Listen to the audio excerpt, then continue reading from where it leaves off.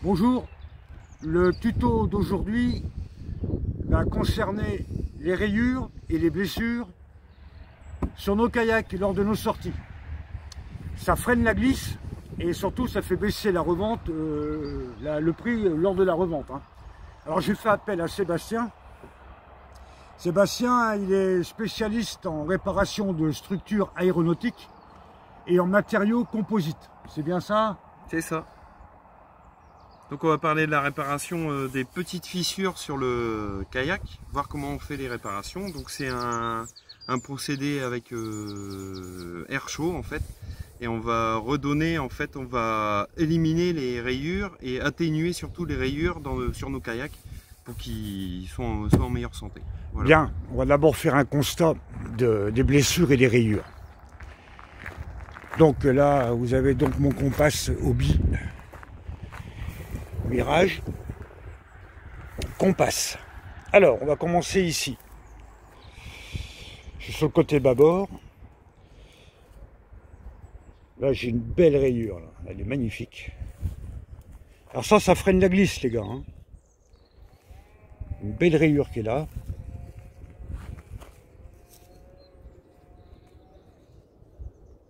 D'accord. Là c'est encore un peu plus important. Vous voyez ici, là tout le long, j'ai des crevasses. Des traces d'utilisation, évidemment. Là, c'est pas mal non plus. Alors, sur les côtés, j'en ai également.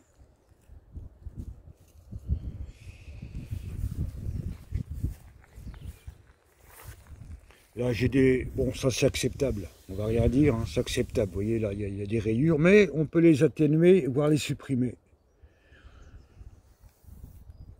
Alors, si vous regardez la proue, ben ici, il est quand même bien esquinté, vous voyez. Alors, l'autre côté...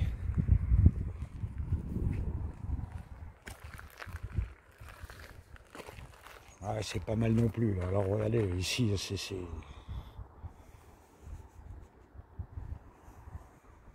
Je vous laisse contempler. Bon, vous me connaissez, vous savez où je pêche, comment je pêche, pour ceux qui sont abonnés à la communauté YouTube. Je traîne dans le sable, je traîne dans la vase, je traîne dans les coquillages, je traîne dans les cailloux, et fatalement, là, vous voyez le milieu, c'est... Voilà. Bon, ça c'est le premier constat. Ce que je peux donner comme conseil, c'est d'entourer le tout au feutre, pour rien oublier. Il y a ce qui est acceptable et puis il y a ce qui est à réparer ou à atténuer.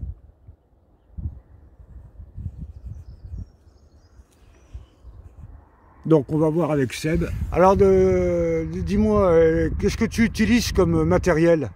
Alors pour l'air chaud, c'est un pistolet comme ça, air chaud, donc celui-là c'est une marque standard, avec surtout une régulation de température derrière. Donc celui-là monte jusqu'à 500 degrés, donc il commence à 80 degrés je crois, jusqu'à 500 degrés, donc à régler en fonction des plastiques que vous réparez. Sur les polyéthylènes, donc les PE, on peut commencer à 100 degrés suivant les PE, si c'est du basse densité ou haute densité. Et après dans les très hautes densités, donc sur les kayaks essentiellement, ou sur des réparations d'autres coques en PE très haute densité, vous avez plusieurs densités différentes. Donc c'est du PE HD 300 jusqu'à 1000 ou 1500. Et en fait, vous pouvez avoir des températures de fusion différentes. Donc il faut bien régler son pistolet en fonction de son PE à réparer. Donc là, pour un kayak hobby, pour moi c'est du très haute densité. On fera un essai sur une chute pour voir comment se comportent les fissures dessus. Comme ça, au moins, je sais à quelle température je dois régler mon pistolet d'air chaud. Voilà, c'est un simple décapeur thermique avec des embouts différents qu'on met au-dessus pour réguler justement le flux d'air chaud suivant la surface qu'on a à réparer, plus ou moins grande. Donc on a ce type d'embout ou alors ce type d'embout qui s'adapte après sur des embouts spécifiques pour réinjecter du plastique. Donc il y a deux trous sur cet embout, un embout pour l'air chaud, un embout pour l'arrivée de plastique au-dessus, où on fait glisser nos tiges de plastique pour remplir les fissures ou les défauts du kayak de PE, donc de polyéthylène. Donc voilà pour le air show. Et d'accord, ça se passe quoi si on chauffe trop? Qu'est-ce qui risque d'arriver au kayak? Alors si vous chauffez trop, vous allez dénaturer le plastique. Donc c'est-à-dire qu'il va perdre ses qualités mécaniques. Donc il va se déformer, il va pas reprendre ses propriétés mécaniques, donc chimiques. Il va buller en général et il va devenir plus cassant. D'accord. Le polyéthylène, en fait, quand on le chauffe, il revient à sa forme initiale de moulage, en général, un kayak. Donc si vous le chauffez trop, en fait, il va perdre et il va jamais revenir à sa situation normale. Donc le PE va être brûlé, ni plus ni moins. D'accord. Donc c'est pour ça que tu as un papier avec toutes les températures de chauffe par rapport au plastique. C'est ça. Mais moi, je fais toujours un essai sur le PE que je vais réparer. J'essaie toujours de faire un essai avant, que ce soit du polyéthylène ou de l'ABS. Sur une chute. D'accord.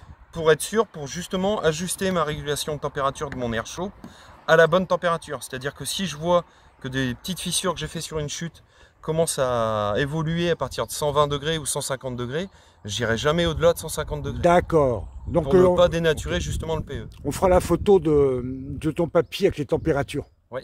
D'accord. Il n'y a pas de souci. Après, moi j'utilise souvent une petite roulette comme ça, ou alors un tas ou un marteau.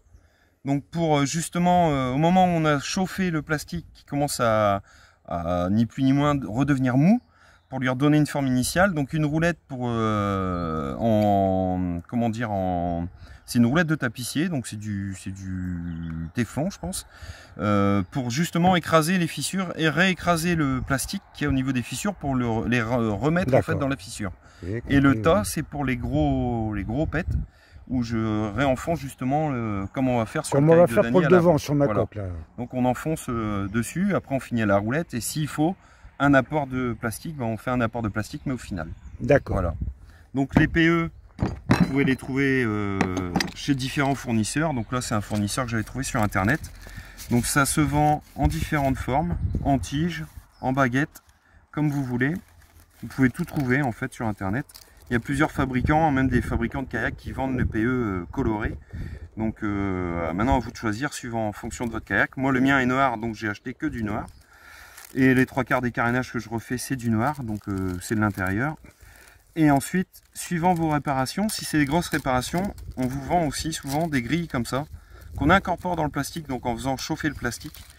On vient rentrer cette partie treillis pour justement solidifier une partie cassée d'un kayak ou d'un support ou d'une petite partie, pour justement le rentrer dans le plastique, pour renforcer le plastique, et ensuite après admettre du PE ou de l'ABS en plus. Voilà. Un peu comme les bandes sur le placo, quoi. C'est ça. C'est ni plus ni moins que le même système que le placo, c'est de l'armer en fait, c'est réarmer la partie qui est abîmée.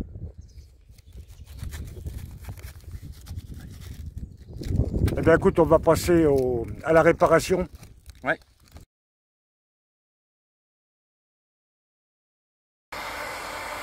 Donc là, tu es en train de tester sur une chute. Je suis en train de voir à quelle température le polyéthylène va commencer à réagir. Donc là, j'ai monté de 100 à 130 degrés, on va voir. Dès que les fissures disparaissent, ça veut dire qu'il réagit en fait à 130, 150 degrés. D'accord. Donc il commence à réagir. Il n'y a pas que le papier, il faut commencer au minimum avec le papier et tu augmentes au fur et à mesure. Il faut faire petit à petit. Ouais. Et c'est épais quand même au billes donc la coque. Bah ouais, c'est pas mal. Hein. Franchement, il y a au moins 4 mm. Donc c'est de la bonne construction. Bon, c'est de la bonne cam. Hein. De toute façon, vu le prix, ça peut être que de la bonne cam. Hein. C'est de la bonne cam. Donc première chose, on essaie à vide sur une chute. Bah, c'est le mieux pour pas aller trop loin et dénaturer justement le PE et l'abîmer surtout. D'accord. Donc alors, tu es à 200 là, je suis à 200 degrés. 200 degrés. On voit que les fissures commencent à s'estomper là, cette partie-là, juste la partie qui chauffe. Sans passer le rouleau. Hein, et oui, voilà, sans passer le rouleau. Et là, on voit bien que là où j'ai pas chauffé, ben, les rayures sont encore apparentes. Là, en fait, le plastique se rétracte et reprend sa forme initiale. Donc 195 degrés. 200 degrés, on est bien. 200 degrés. Pour ce type de kayak. Quoi.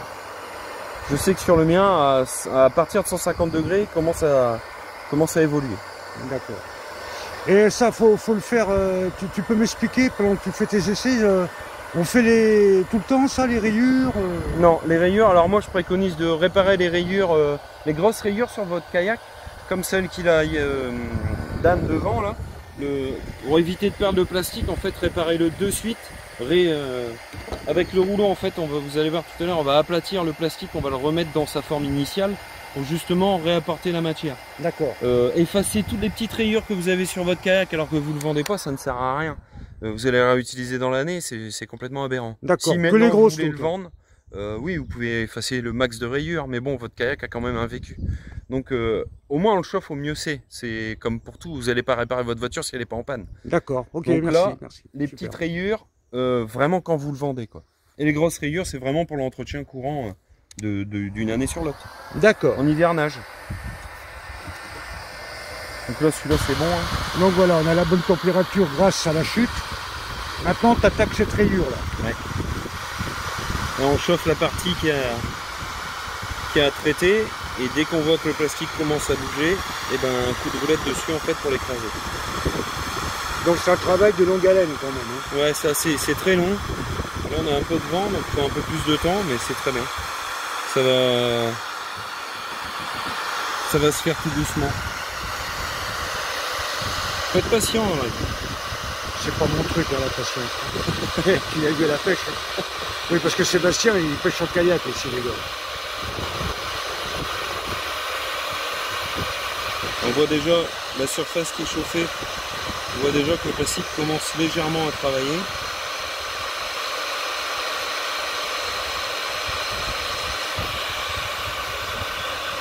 Et voilà, le plastique va se restreindre en fait dans la fissure.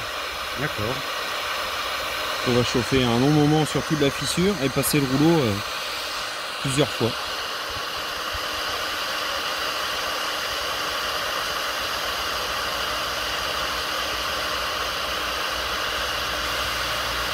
Ouais, bah, vas-y.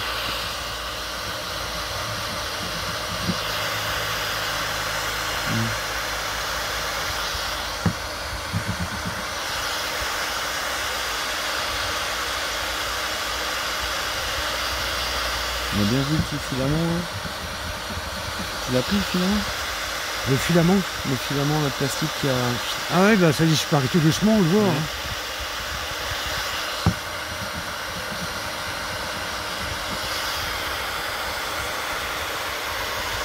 Ça va, quoi.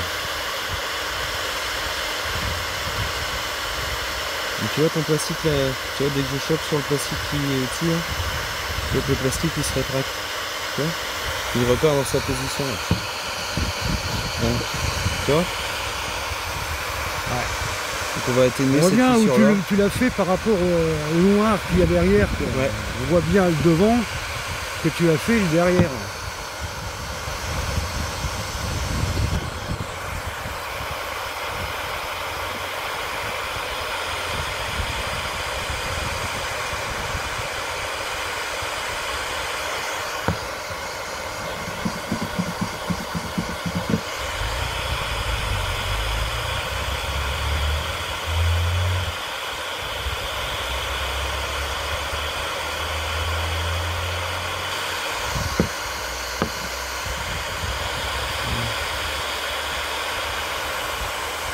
T'as vu pire quand même, hein? Non?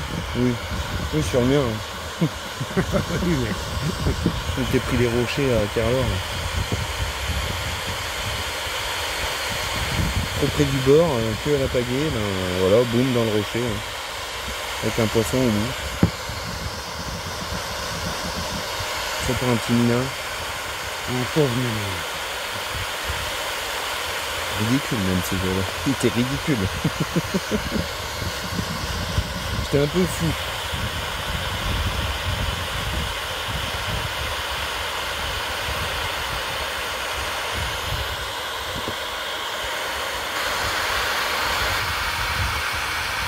Alors là, on a fait combien de centimètres là?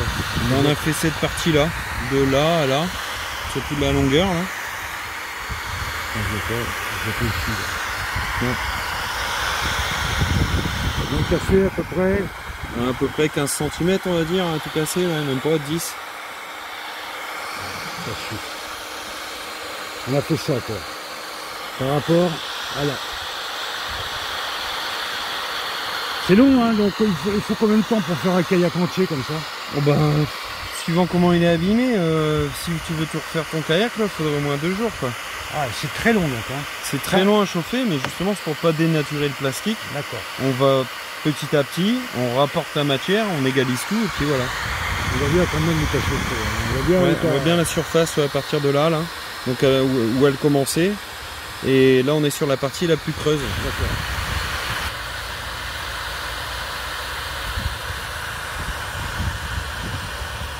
Donc tu chauffes et tu remets le plastique en place quoi, déjà. Je remets ce qui est existant.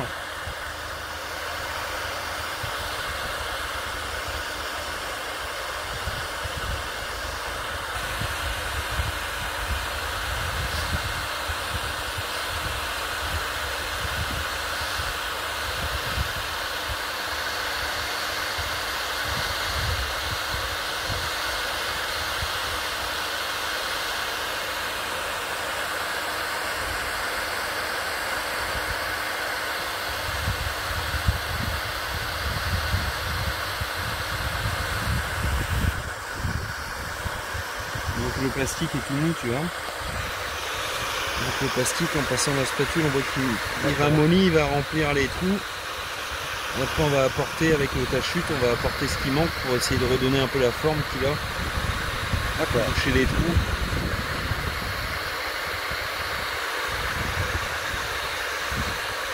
Ah, j'avais bien tapé. Hein.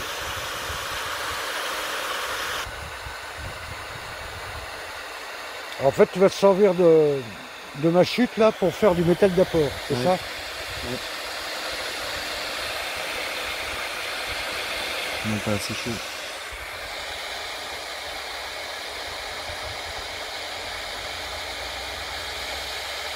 C'est de l'épaisseur.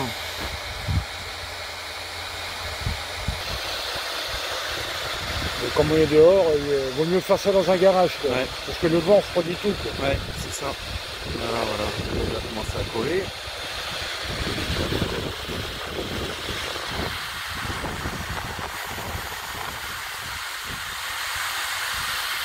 Bah là, on a essayé de prendre la même couleur que ton kayak. Ouais, d'accord. C'est pour ça que c'est important de garder les chutes quand on fait les coupes sur un kayak. Surtout, ouais. Ou alors, faut aller découper le kayak du voisin, quoi. Ah ouais, c'est pas bête. Pas bête, ça. Et ton kayak, il est noir à toi. Ah ben, moi, tu pourras pas prendre le mien.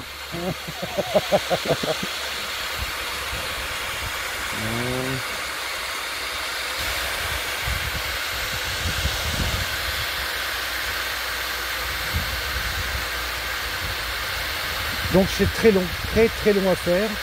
Enlever les rayures. Hein. Ça m'a dit pour refaire un kayak entier, c'est 2 jours à peu près, en prenant son temps. Je pense que le tien, on mettrait 2 jours. Ouais.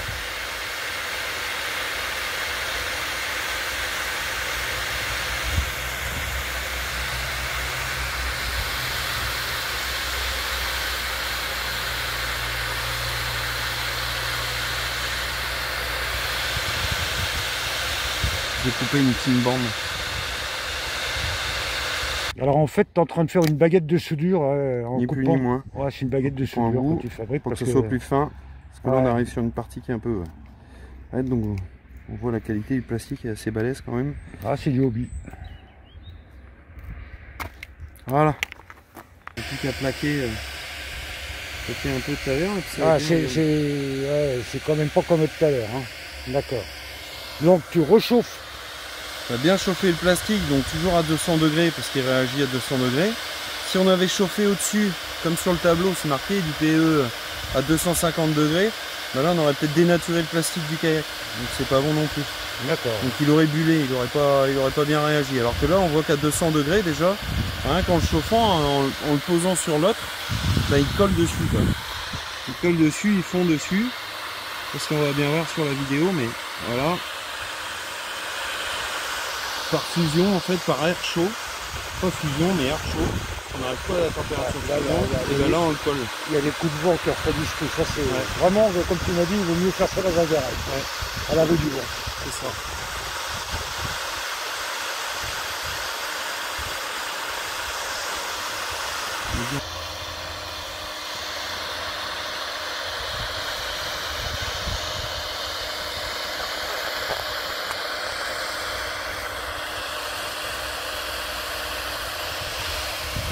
Donc tu te sers d'une masse, Une masse pour appuyer. Ouais. Chez moi j'ai un tas de carrossier pour justement appuyer sur le plastique. D'accord. Pour qu'il s'écrase bien et qu'il reprenne bien toute la forme des aspérités où il y avait où il était abîmé en fait. D'accord.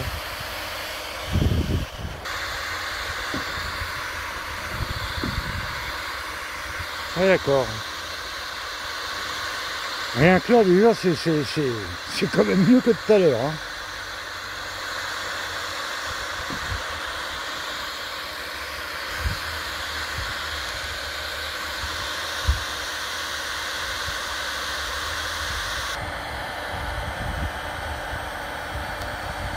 Eh ben mon vieux. Ah, le résultat il est probant. Hein. Là franchement c'est. Par rapport à avant, c'est quelque chose de formidable. On voit toujours les petites aspérités, hein, mais on atténue vachement en chauffant et en roulant justement, en écrasant avec un tas. On redonne l'aspect lisse du kayak, quoi.